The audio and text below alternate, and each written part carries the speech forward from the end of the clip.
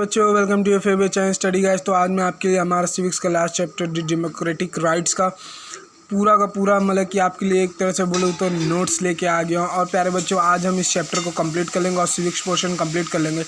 तो चलिए स्टार्ट करते हैं। तो सबसे पहले हमें कोई भी चैप्टर स्टार्ट करते हैं तो उसके वर्ड्स जो लिखे होते हैं या चैप्टर का जो हेडिंग होता है, हमें उसका रूट वर्ड या उसकी मीनिंग पता होनी चाहिए। तो हमारा जो वर्ड है दी डेमोक्रेटिक राइट्स, दी तो हमारा एक तरह से आप जानते हैं किसी स्पेशल सब्जेक्ट या किसी प्रोनाउन के लिए या नाउन के लिए यूज़ किया जाता है। और डेमोक्रेटिक और राइट्स का मतलब आप लोग जानते हैं जो आपको फैसिलिटीज़ या कुछ फ्रीडम आपको गिवन है उसको राइट्स बोलते हैं। डेमोक्रेटिक और डेमोक्रेसी दोनों में बच्चों को बहुत प्रॉब्लम होती है। तो सर क्या, क्योंकि ये लोग समझते हैं कि सर डेमोक्रेसी में कभी कभी हम लोग डेमोक्रेटिक का डेफिनेशन दे देते हैं और डेमोक्रेटिक में डेमोक्रेसी का हम लोग डेफिनेशन देते हैं। तो बच्चों मैं उसको आपको क्लियर कर देना चाहता हूँ। देखो, जब भी आपके डेमोक्रेसी में अगर वाई लग जाता है तो देखो, वाई लग जाता है तो हम लोग उसको समझ जाएंगे it is a kind of government which is ruled by the people. वो हमारा डेमोक्रेसी हो जाएगा। और जब ये समझ लो प्यारे बच्चों, वाई नहीं रहता है, बस सी तक आता है डेमोक्रेटिक, तो follower of democracy are called democratic. तो ये था हमारा वर्ड डेमोक्रेटिक का मीनिंग। अब देखते हैं राइट्स का। Rights are those opportunities provided by either our constitution और by the nature for our all around development के लिए हमारे कॉन्स्टिट्यूशन या नेचर से। फॉर एग्जांपल, कॉन्स्टिट्यूशन से कौन सी राइट मिलते हैं? फ्रीडम ऑफ स्पीच एक राइट है। इंडिया में आप किसी को भी फ्रीडम ऑफ स्पीच किसी का नहीं छीन सकते। फ्रीडम ऑफ मीडिया, इंडिया में किसी भी मीडिया प्रभारी या किसी को फ्रीडम को आप नहीं छीन सकते। जैसा कि आप इसका एग्जांपल देख सकते हैं, कोरोना पीरियड में तो हमारा सब चीज़ लॉकडाउन में सब कुछ बंद हो गया था, लेकिन मीडिया को नहीं बंद किया गया था। क्योंकि हमारे इसको मैं बताऊंगा कि मीडिया को क्यों नहीं बंद किया गया था, आगे हमारा एक राइट्स के अंदर वो आता है। और मदर नेचर के द्वारा राइट्स क्या क्या गिवन है? मदर नेचर के द्वारा राइट्स इस तरह से गिवन है कि मान लो कहीं पे तालाब है, उसमें से मैं पानी ले रहा हूँ, काला पानी ले रहा है, कोई काला आदमी पानी ले रहा है, कोई गोरा आदमी पानी ले रहा है, सबके लिए वो पानी है। वो पानी किसी एक के लिए नहीं, पर्टिकुलर कमेटी या किसी पर्टिकुलर पर्सन के लिए नहीं, वो सबके लिए मीन्स इक्वल राइट्स है, मदर नेचर के द्वारा गिवन है। अब आते हैं हम फंडामेंटल राइट्स। ये राइट्स हमारे कॉन्स्टिट्यूशन के होते हैं। The rights which are very essential for all around development are provided by the constitution. जो बच्चों आपको ना कोई सा भी राइट्स आ जाए ना, बस अगर मीनिंग ऑफ राइट्स पूछे तो बस उसमें दो चीज़ जोड़ देना, एक कॉन्स्टिट्यूशन राइट होता है, एक नेचर का राइट होता है। और जब आपसे फंडामेंटल राइट पूछे तो बोल देना इट इज़ अ राइट, मतलब कि राइट पूछ रहा है तो बस उसमें डाल देना ऑल अराउंड डेवलपमेंट ऑफ, अपना हम लोग का ना सभी तरह से हम लोग को बढ़ाना, एक तरह से बढ़ाना हो जाएगा। The rights which are provided a very essential for our all around development are provided by the constitution. Fundamental rights हमें कॉन्स्टिट्यूशन से मिलते हैं तो उनको हम लोग लिखेंगे बाय कॉन्स्टिट्यूशन, और also known as fundamental rights और द कॉन्स्टिट्यूशनल राइट। ठीक है, फंडामेंटल राइट्स का दूसरा नाम क्या होता है? Constitutional right. उसके बाद आते हैं दी ह्यूमन राइट्स। अब ये ह्यूमन राइट्स क्या होती है? Those rights which are provided by nature without any discrimination on the basis of nationality, caste, language, creed, religious etc. It is universal. Universal means बच्चों पूरे वर्ल्ड में सबके लिए एक समान, मतलब कि हर जगह इसका इम्प्लीकेशन यानी कि हर जगह नेचर राइट्स एक समान होंगे। ठीक है, universal means implementation in the whole world. ठीक है प्यारे बच्चों, नेचर्स के द्वारा गिवन राइट्स को हम लोग ह्यूमन राइट्स भी बोलते हैं। ठीक है, अब सबसे पहला चीज़ कई बार होता है आपके पेपर में ह्यूमन राइट्स और ये जो हमारा फंडामेंटल राइट जिसको हम कॉन्स्टिट्यूशनल राइट्स भी बोलते हैं उसका डिफरेंस दे देता है। तो डिफरेंस लिख लेते हैं। Human right universal in nature होता है, पूरे अर्थ पे पाया जाता है। Constitutional right not universal. जैसे कि एग्जांपल ले सकते हैं, अगर मैं आपको बोलूँ प्यारे बच्चों, हमारा इंडिया के कॉन्स्टिट्यूशन में जो राइट्स गिवन है कि हम लोग कहीं पे भी आ जा सकते हैं, कुछ भी हम लोग मतलब कि बोल सकते हैं, हमारे मीडिया को फ्रीडम है। लेकिन वहीं अगर आप एग्जांपल लें नॉर्थ कोरिया की, तो नॉर्थ कोरिया में मोनार्क रूल है और वहाँ पे मीडिया को कोई फ्रीडम नहीं है। पीपल्स को under they are not democratic, means एक तरह से उन लोग को आप डेमोक्रेटिक ही नहीं बोल पाएंगे और उन लोगों को किसी चीज़ का फ्रीडम नहीं होता है। ठीक है प्यारे बच्चों, it can not be suspended. इसको सस्पेंड नहीं कर सकते। मैं तो आपको मना थोड़ी कर सकता हूँ कि भाई जी मत, मैं आपको मना नहीं कर सकता हूँ, लेकिन it can be suspended. For example, हमारा फ्रीडम टू मूव मतलब कि एक कॉन्स्टिट्यूशनल राइट है कि हम कहीं पे भी आ जा सकते हैं, वो कोरोना पीरियड में बैन हो गया था कि हम लोग कहीं पे भी आ सकते हैं, हमें घर में ही बैठना पड़ता था। बच्चों मैं कोरोना पीरियड का इसलिए एग्जांपल ले रहा हूँ क्योंकि आप लोग उस मीन्स इस मूवमेंट से आप लोग गुजरे हैं, तो आप लोगों को ज़्यादा इजीली ये सब याद हो जाएगा। The rights are provided to us by the nature, these rights are provided to us by the constitution. अब लिख लेते हैं, कुछ देख लेते हैं main feature of our constitutional right. बच्चों मैंने आपको हमेशा बोला है कि कोई भी चीज़ का शुरुआत कैसे होता है, वो चीज़ कैसे कब तक चला और उसका अंत क्या होता है। ये 3 चीज़ अगर आपको समझना आ गया तो आप कुछ भी, चाहे हिस्ट्री हो, सिविक्स हो, मैथ्स हो, साइंस हो, कंप्यूटर हो, कुछ भी हो, आप सब सब्जेक्ट कर के आओगे, अच्छे से बना के आओगे, फाड़ के आओगे पेपर को। बस इसी तरह तो कॉन्स्टिट्यूशनल राइट्स का कुछ फीचर है, यूनिवर्सल राइट, इसको हम लोग बोलते हैं universal in nature. The first and the foremost feature of fundamental rights are it is universal in nature. They are found everywhere in the country whether it may be Kashmir और Kanyakumari. Universal for a particular country. देखो बच्चों मैंने यहाँ पे country word को use किया है। ये हमारा कंट्री वर्ड बहुत ही इम्पॉर्टेंट है क्योंकि हमारा कुछ राइट्स होते हैं वो इंडिया में ये हैं तो मान लो अमेरिका में वो होंगे, मतलब कि इंडिया में कुछ राइट्स हमारा ए है तो अमेरिका में वो बी हो सकता है, मीन्स कुछ भी चेंज हो सकता है। लेकिन एक कंट्री में वो पूरा यूनिवर्सल है। हमारे पूरे इंडिया में आप चाहे कश्मीर में जाओ, चाहे कन्याकुमारी में जाओ, उत्तर प्रदेश में जाओ, चाहे राजस्थान में जाओ, वेस्ट बंगाल, कहीं पर भी जाओ, आपको फ्रीडम टू स्पीच मिलेगा, फ्रीडम टू मीडिया मिलेगा, सब जगह ये राइट्स मिलेंगे। ठीक है प्यारे बच्चों, यूनिवर्सल इन नेचर। दूसरा लिमिटेड इन नेचर, ये बहुत ही लिमिटेड मैनर में, मतलब कि हमारे कॉन्स्टिट्यूशन में हमारे कितने टोटल राइट्स हैं, वो राइट्स हमारे जितने भी राइट्स हैं वो सब एक फिक्स्ड मैनर में है। वो ओनली 6 इन नंबर्स हैं, मतलब कि हमारे जो कॉन्स्टिट्यूशनल राइट्स हैं वो 6 इन नंबर्स हैं खाली, उससे ज़्यादा नहीं है। पहले तो वो 7 थे लेकिन मैं आपको बताऊंगा क्यों अब 6 हो गए हैं। ठीक है प्यारे बच्चों, और कौन सा राइट्स डिलीटेड हो गया है आगे हम चैप्टर में समझ लेंगे उसको। तो ये हमारे एक लिमिटेड नंबर में होते हैं और वही ये हमारे लिमिटेड नंबर में होते हैं। इसका सेकेंड फीचर है, थर्ड फीचर कॉम्प्रीहेंसिव। कॉम्प्रीहेंसिव मतलब बच्चे होता है कि मान लीजिए आप इसका एग्जांपल बहुत ही ईजिली ले सकते हैं। आपकी मम्मी आपकी सुबह उठती हैं, खाना बनाती हैं, घर साफ़ करती हैं, आपके लिए कपड़ा धोती हैं, सब करती हैं। तो उसी तरह जो हमारे ये राइट्स होते हैं ना, वो बहुत सारे एलिमेंट को एक साथ लेके चलते हैं। ठीक है, आपकी मम्मी की तरह। The fundamental rights are comprehensive because they include various kinds of element together. For example, social element, economic element, educational, religious etcetera. तो ये इसके एग्जाम्पल होंगे। यहाँ पे आप मम्मी मत लिखिएगा, ठीक है प्यारे बच्चों, वो आपको समझाने के लिए बोला था।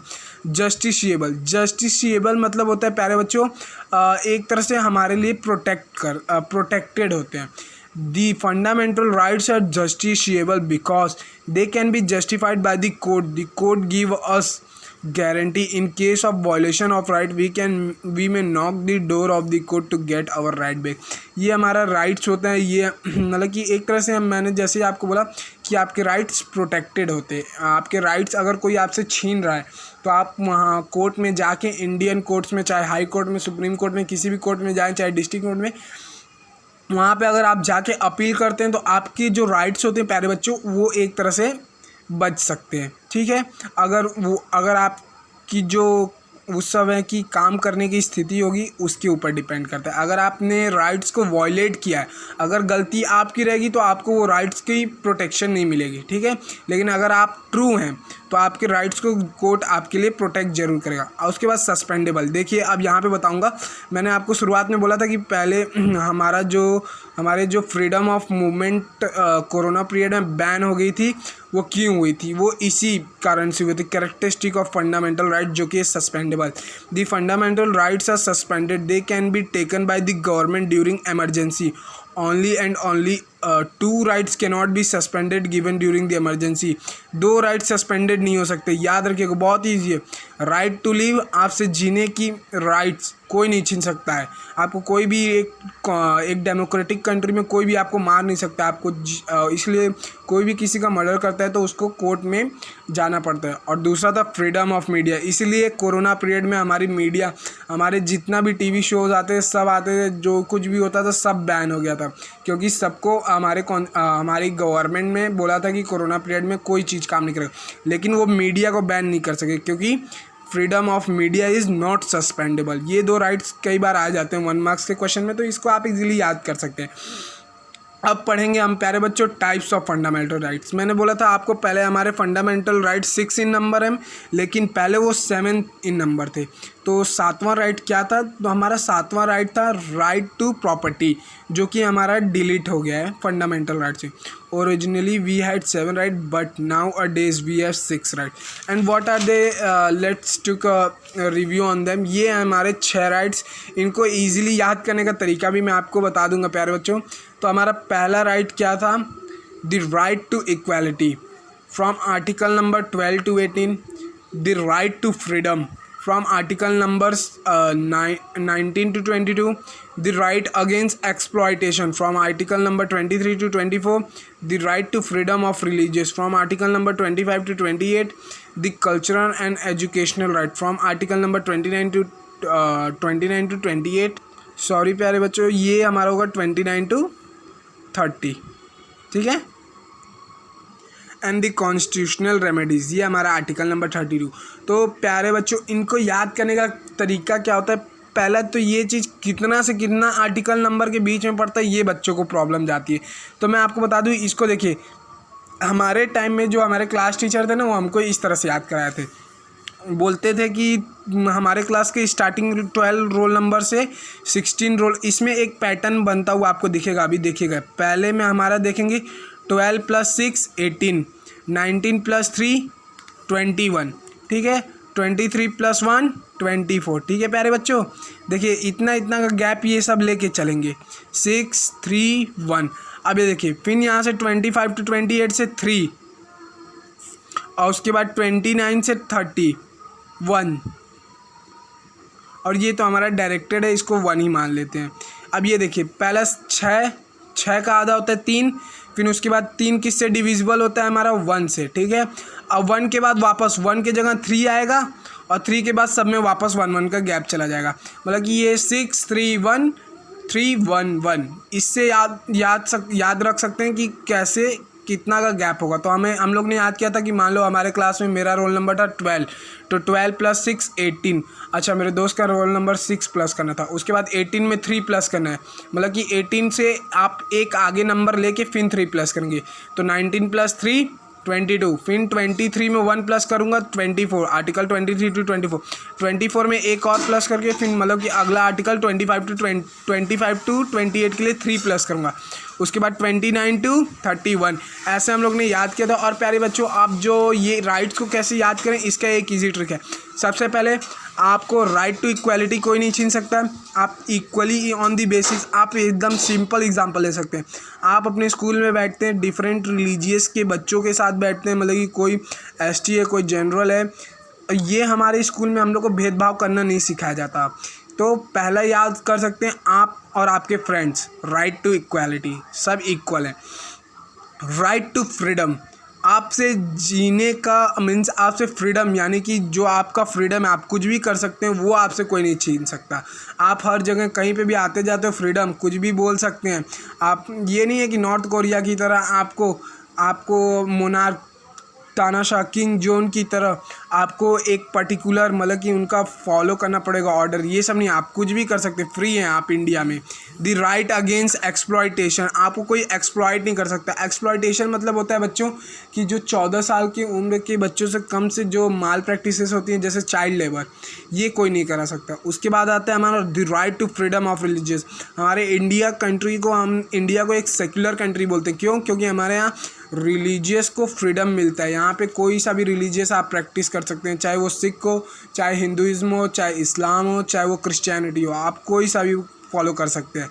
The cultural and educational rights, educational and cultural rights आपसे कोई नहीं छीन सकता है प्यारे बच्चों।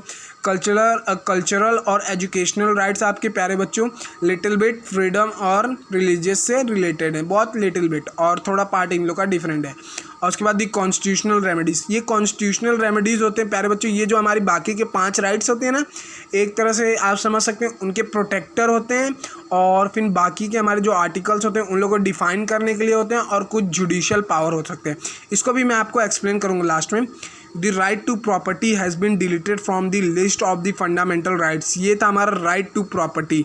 जो हमारा 7th राइट था, ये हमारा डिलीटेड हुआ है प्यारे बच्चों। अभी हमारे 6 राइट्स हैं, पहले हमारे पास 7 राइट्स थे, ये हमारा राइट्स डिलीटेड हो गया। कौन सा? Right to property. By which amendment? By 44th amendment in 1978।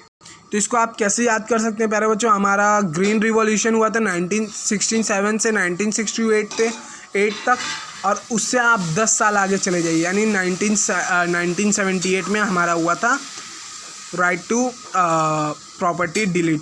मतलब कि एक इजी तरह से आप किसी भी जीके क्वेश्चन से एक नया क्वेश्चन को याद कर सकते। जैसे हमारा 1967 से 1968 तक हमारा ग्रीन रिवॉल्यूशन चला था, और हमारे इंडिया में ग्रीन रिवॉल्यूशन के कारण बहुत सारे फैक्टर अफेक्ट हुए, बहुत सारे एग्रीकल्चर सेक्टर्स अफेक्ट हुए, और हमारा एग्रीकल्चर प्रोडक्शन राइज हुआ। तो उसी के 10 साल बाद हमारा राइट टू प्रॉपर्टी डिलीट हुआ था, इसी याद कर सकते हैं। अब चलिए देख लेते हैं हमारे सारे राइट्स को कैसे डिफाइन किया गया है। तो राइट टू इक्वालिटी, इसके नाम से ही समझ आता है तो प्यारे बच्चों की सबको इक्वालिटी मिलती है। The term right to equality means a state by which all the citizens are treated equally without any discrimination on caste, colour, birth, language, religious etcetera. But बच्चों यहाँ पे कुछ राइट्स होते हैं ना हमारे, वो हमारे थोड़े से मतलब कि आपको वो बताता हूँ। जैसे but there are few limits on the basis of qualification. जैसे कि आप देखते हैं हमारे जो कास्ट में SC ST आते हैं, उन लोगों को कुछ फ्रीडम मिलता है कि आप यहाँ से मतलब कि आपको किसी भी यूनिवर्सिटी के एग्ज़ाम में आपको 70% लाएंगे या 80% लाएंगे तो आपको स्कॉलरशिप मिल सकती है। लेकिन ऐसा क्यों होता है? क्योंकि वो बच्चों इकोनॉमिकली बैकवर्ड क्लासेस है। Why economically backward? ये मैं आपको बता रहा हूँ प्यारे बच्चों, ये आपके बुक के अंदर एडिशनल में दिया हुआ है, ठीक है। वो इकोनॉमिकली बैकवर्ड कंट्री है। आपसे कई बार पूछ दिया जाएगा कि राइट टू इक्वालिटी के बेसिस पे सबको इक्वल माना जाता है, लेकिन SC और ST को क्यों उन लोग को छूट दिया जाता है? जो बोलते हैं ना हम लोग, छूट मिलता है उन लोग को कि आपको 70-80% ही ला सकते आप यूनिवर्सिटी को ज्वाइन कर सकते हैं। वो इसीलिए मिलता है क्योंकि वो इकोनॉमिकली बैकवर्ड होते हैं, यानी पैसे की कमी के कारण वो बैकवर्ड होते हैं, ठीक है प्यारे बच्चों। तो आप उसे जब चाहें वहाँ पे एक्सप्लेन कर सकते हैं। ये पॉइंट को मैंने यहाँ पे इसलिए नहीं लिखा था क्योंकि मैं इसको आपको खुद से अलग से एक्सप्लेन करना चाहता था। अब आते हैं हम राइट टू फ्रीडम। इसका मतलब आप सभी जानते हो कि जीने कुछ भी आप फ्री मूवमेंट, स्पीच, कहीं पे भी सेटल हो सकते हैं, कुछ भी इसी तरह। The term right to freedom by which one can do whatever he wish, like to deliver speech, to move anywhere, to settle at a new place etcetera. This right is called the cluster of right. इस right को हम cluster of rights बोलते हैं क्योंकि इसमें बहुत सारा चीज़ होता है। आपका फ्रीडम ऑफ राइट में आपको कहीं पे भी घूमना या कुछ बोलना या कहीं पे आप सेटल हो जाना, यही सब थोड़ी आता है, और भी बहुत चीज़ आता है फ्रीडम ऑफ राइट के अंदर आपके, ठीक है। इसलिए इसको हम लोग क्लस्टर ऑफ राइट भी बोलते हैं, ठीक है। Cluster of right, it include the number of rights under its, because क्योंकि ये बहुत सारे राइट्स को इंक्लूड, लेकिन इसके क्या क्या लिमिटेशन है? आप कुछ भी बोल सकते हैं, फ्रीडम ऑफ स्पीच है, लेकिन ये नहीं कि आप इंडियन गवर्नमेंट को ही कुछ भी बोलने लगे, किसी अच्छे इंसान को ही आप कुछ भी बोलने लगे। ऐसे केसेस में आपको कोर्ट जाना पड़ जाए। आप कहीं पे भी जाके सेटल हो सकते हैं।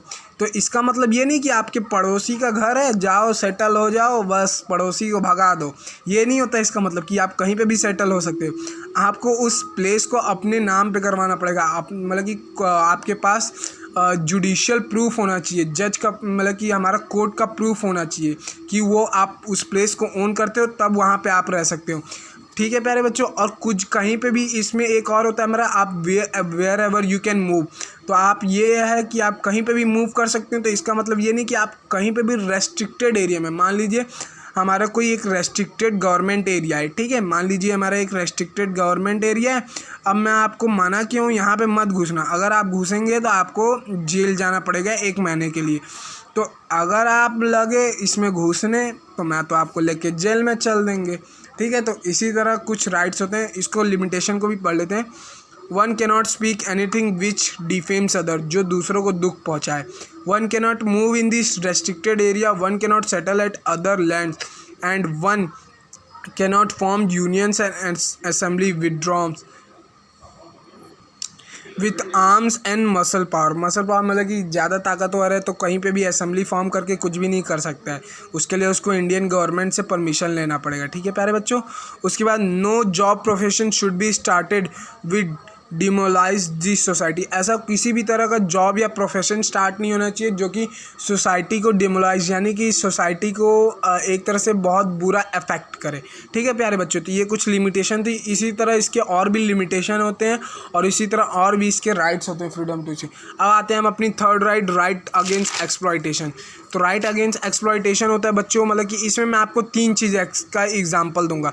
When under article number 23 to 24 the constitution has forbidden the exploitation of human being like child labour, begar, human traffic. तो मैं ये 3 चीज़ को आपको बताऊँ। चाइल्ड लेबर तो आप जानते हैं प्यारे बच्चों, 14 साल से उम्र के कम बच्चों से जो काम करवाया जाता है शॉप्स में, उसको चाइल्ड लेबर बोलते हैं। बेगार भी आप जानते हैं प्यारे बच्चों, अगर कोई आदमी फिट है, अच्छा खासा आदमी है, अगर वो तब भी भीख मांगता हो, ठीक है, तो ऐसे आदमी को हम लोग बोलते हैं बेगार प्रैक्टिस, जो कि बैन है। ठीक है। और ह्यूमन ट्रैफिक होता है बच्चों इन ह्यूमंस को बेचने का। एक पहले के ज़माने में ये प्रैक्टिस एक लार्ज स्केल पे होता था। अभी के टाइम में तो ये बहुत ही कम हो गया है। ठीक है। तो पहले क्या करते थे लोग, एक लड़का या फिर कोई सी भी एक गर्ल्स या बॉयज़ को एक तरह से बाज़ार में लेके जाते थे, उसको किसी को भी बेच देते थे और बोलते थे ये अब आपकी हो गई है, आप इसको घर में पोछा मरवाइए, एक नौकरानी की तरह आप जो काम करवा सकते हैं करवाइए। ठीक है। तो यही है human traffic. If someone employs an individual without any wage is called begar. किसी को भी, बेगार को मैंने जैसे आपको बताया भीख मांगने वाला, और एक तरह से अगर आप किसी को भी, मतलब कि ये होता है ना, कुछ बच्चे अच्छे खासे होते हैं और उन लोगों को कोई आदमी फोर्सफुली, अगर उनके पेरेंट्स नहीं होते तो फोर्सफुली उन लोगों को बोलता है भीख मांगने को और कुछ देता भी नहीं है, अच्छा खासा एजुकेशन फैसिलिटी, तो उसको भी आप बोल सकते हैं एक तरह से बेगार। while child labor means assign a job to a child below 14 years beyond his capability। अभी मैंने एक्सप्लेन किया। Human traffic is a concept of selling and purchasing of human. ठीक है, ये भी मैंने आपको एक्सप्लेन किया। Right to freedom of religious, the term right to freedom of religious mean an opportunity given to all Indian to follow any religious as per their choice. अपने मन से कोई सा भी रिलीजियस फॉलो कर सकते हैं। Therefore India is called a secular state. India को सेक्युलर स्टेट भी बोला जाता है इसी कारण से। Because of the government has no any state religious, government does not interfere in any religious में। हमारे इंडिया का कोई भी एक पर्टिकुलर गवर्नमेंट का एक पर्टिकुलर आप बोल सकते हैं रिलीजियस नहीं होता है, इसलिए इंडियन गवर्नमेंट सेकुलरिज्म को फॉलो करते हुए किसी भी रिलीजियस मैटर में एंटर नहीं करती। जब तक वो मैटर बहुत ही लार्ज स्केल पे ना हो तब तक उसमें एंटर नहीं करती। The cultural and educational right, by this right every citizen of our country has been provided to adopt, to follow and to propagate any kind of culture, एक तरह से रिलीजियस की तरह हो गया, as well as any education system according to the desire, but it should not be other and their educational structure। बल्कि उनके education, किसी भी तरह के एजुकेशन स्ट्रक्चर को फॉलो कर सकते हैं, लेकिन उनके एजुकेशनल स्ट्रक्चर को किसी भी तरह का हार्म नहीं होना चाहिए। The constitutional remedies is a kind of right use by the judiciary to protect our fundamental rights. मैंने आपको बोला था प्यारे बच्चों, ये राइट्स हमारे बाकी सभी राइट्स को प्रोटेक्ट करने के लिए इस्तेमाल किए जाते हैं गवर्नमेंट द्वारा, हमारी जुडिशरी द्वारा। Court can issue different types of writs order given by. Writs क्या होता है हमारे बच्चों? WRITS। एक राइट्स होता है WRITES राइट्स होता है, और एक रिट्स होता है। तो रिट्स आपको लिखना है, यहाँ पे ई नहीं लिखना है। ऑर्डर गिवन बाय कोर्ट, जो हमारा ऑर्डर गिवन होता है कोर्ट को, उसको कोर्ट के द्वारा ऑर्डर गिवन होता है, उसको हम लोग रिट्स बोलते हैं। There are different kinds of writs. First habeas corpus, second mandamus, third certiorari, fourth quo warranto and fifth prohibition. ठीक है। अब आ जाते हैं हम अपना फंडामेंटल ड्यूटीज़। अब फंडामेंटल ड्यूटीज़ जो होती हैं प्यारे बच्चों, वो हमारे आर्टिकल नंबर 51A में गिवन है। तो प्यारे बच्चों, हमारे स्टार्टिंग में जब कॉन्स्टिट्यूशन बना था 1950 में, तो हमारे पास 10 फंडामेंटल राइट्स हैं, लेकिन अभी हमारे पास प्रेजेंट में 11 है, एक और एडेड हो गया है। In the beginning there were 10 fundamental duties has been provided, later on one more duty was added to us protect the public property, मतलब कि पब्लिक प्रॉपर्टी को प्रोटेक्ट करने के लिए। और ये हमारे some of the important fundamental rights हैं, जैसे कि example the first and the foremost duty is the abide by the Indian constitution and the ideals which inspire during the freedom, to develop scientific temper among the Indian. Scientific means एक तरह से educate करना, to respect political institution and symbol like national flag, national anthem and parliament जुडी। National institution का मैंने प्यारे बच्चों पिछले ही चैप्टर में आपको बताया था, a group of people working for a group of people doing any particular work regarding the government, उनको बोलते हैं पॉलिटिकल इंस्टीट्यूशन। ठीक है, तो कुछ हमारा नेशनल फ्लैग को रेस्पेक्ट करना, पार्लियामेंट को रेस्पेक्ट करना, जुडिशरी को रेस्पेक्ट करना, नेशनल एंथम को रेस्पेक्ट करना, यही सब होता है। To value and preserve the rich heritage and comprehensive culture of India, India की रिच हेरिटेज और कल्चर को, जो हमारा एंसेस्टर की गिवन कल्चर्स हैं उनको प्रोटेक्ट करना। To promote army and integrate harmony and common brotherhood and Indians and the Indians, means एक ब्रदरहुड, सबसे भाईचारे की भावना, मतलब कि भाई दुश्मनों की तरह नहीं रहना और अपनी आर्मी को सपोर्ट करना है, इंडियन आर्मी की रिस्पेक्ट करनी है और एक तरह से आप सभी को अच्छे से भाइयों और बहनों की तरह रहना है और प्यार करना है एक दूसरों से। ठीक है, अब आते हैं हमारे जो कॉन्स्टिट्यूशनल, मैंने आपको बताया कॉन्स्टिट्यूशनल रेमेडीज़, ये हमारा लास्ट पॉइंट है चैप्टर का जो कि आप सबको समझना है। तो पांचों कॉन्स्टिट्यूशनल रिट्स को आपको एक्सप्लेन कर रहा हूँ। ठीक है, एक्ट अपॉन मीन्स अमल करना, writs order given by court, first habeas corpus, to have a body means एक असेंबली, जैसे हमारा कोई भी एक कोई किसी भी तरह का असेंबली बन गया है, ठीक है, उसको जैसे मैं नाम दे देता हूँ महिला जागरण समिति। ठीक है, तो वो हमारे जो हमारी समिति है वो किसी भी तरह के इंडियन फंडामेंटल राइट्स या ड्यूटीज़ को वायलेट नहीं करना चाहिए। अगर वो वायलेट करती है तो उनको जुडिशरी को फेस करना होगा, यानी कोर्ट को फेस करना पड़ेगा। ठीक है, मैंडेमस मतलब होता है बच्चों, ये ऑर्डर गिवन बाई होता है a superior court to the inferior court, means mandamus का मतलब होता है we command a superior court order to the inferior court और एन एडमिनिस्ट्रेशन अथॉरिटी, किसी भी एडमिनिस्ट्रेशन अथॉरिटी को भी। Certiorari, this right is given by the superior court to the quasi means होता है प्यारे बच्चों half judicial body to change it decision और ऑर्डर, मीन्स जैसे सुप्रीम कोर्ट चाहे तो हाई कोर्ट को बोल के उसके ऑर्डर को भी चेंज करा सकता है। ठीक है प्यारे बच्चों, तो ये इसका एग्जांपल है। Quo warranto, such type of right is issued by the court to public servant who has got his job without legal process. कि आप कई बार होता है प्यारे बच्चों, कोई घूस दे के भी किसी गवर्नमेंट जॉब में घुस जाता है, अगर उसके बारे में अगर आपको पता है और आप जज यानी कि कोर्ट ने मूव करते हैं तो कोर्ट उसमें क्यू वारंटो जो हमारा एक रिट्स है उसको पास करके प्यारे बच्चों उस आदमी को जॉब से निकाल सकता है। और फिफ्थ होता है प्यारे बच्चों prohibition to check, this right is issued by the court to inferior court to stop procedure going on which is not its under its jurisdiction, जो उसके जुरिस्डिक्शन के अंदर नहीं हो। जुरिस्डिक्शन प्यारे बच्चों एक स्पेशल एरिया होता है जिसके अंदर ही, जैसे कि आप एग्जांपल ले सकते हैं यूपी पुलिस मूव ऑन कर सकती है कोई भी एक्टिविटी यूपी में एक्ट हो। अगर उसको यूपी से मान लीजिए मध्य प्रदेश में किसी क्रिमिनल को पकड़ने जाना है तो उससे पहले उसको वहाँ की गवर्नमेंट और वहाँ के कोर्ट से ऑर्डर लेना होगा। ठीक है प्यारे बच्चों, तो ये होता है हमारा प्रोहिबिशन। तो आई होप प्यारे बच्चों आज का वीडियो आप सभी को पसंद आया होगा और ये हमारा चैप्टर 5 जो हमारा लास्ट चैप्टर था वो हमने डेमोक्रेटिक राइट्स को कंप्लीट कर लिया है और इसके मैंने प्यारे बच्चों अलग से एक नोट्स वीडियो भी आपके लिए शेयर कर दिए। तो थैंक यू प्यारे बच्चों और